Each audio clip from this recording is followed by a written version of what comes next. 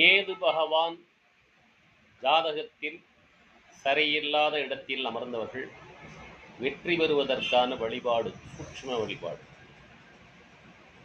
உங்கள் ஜாதகத்தில் கேது லக்னத்திலேயோ 2, 4, 7, 8 முதலிய இடங்களிலோ இருந்தால்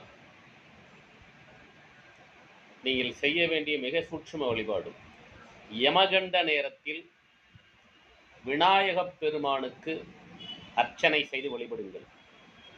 1 வரி 2 வரியில் மந்திரம் செய்தவர்கள் மனதார மந்திரத்தை சொல்லி வழிபடுங்கள்.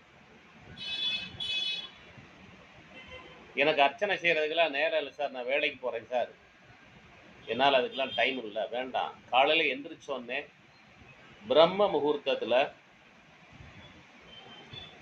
ஓம் கம் கணாதிபதையே நம, ஓம் கம் கணாதிபதையே நம, ஓம் கம் கணாதிபதையே நமன்னு 27 முறை தினமும் சொல்லி வாருங்கள். கேது பகவான் யோகம் செய்வார்.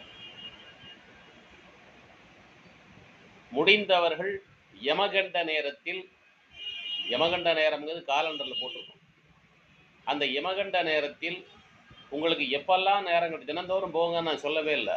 எனக்கு கூலிக்காரனுக்கு சாஸ்திரமே கிடையாது. சாதாரண பாமரனும் ஜெயிக்கணுங்கிறதுக்காக இது இங்கே பதிவிடுறேன். யமகண்ட தின காலண்டரில் போட்டிருக்கோம். அந்த நேரத்தில் போய் நீங்கள் விநாயகர் பெருமானை கும்பிடுங்க.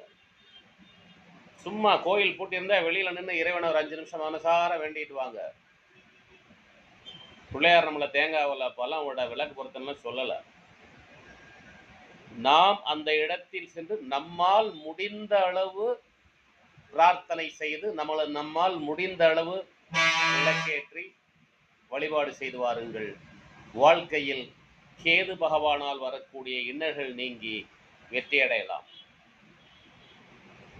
1982 எனது குருநாதர் எனக்கு சொல்லிக் கொடுத்த சூட்சுமமான விஷயம் இது.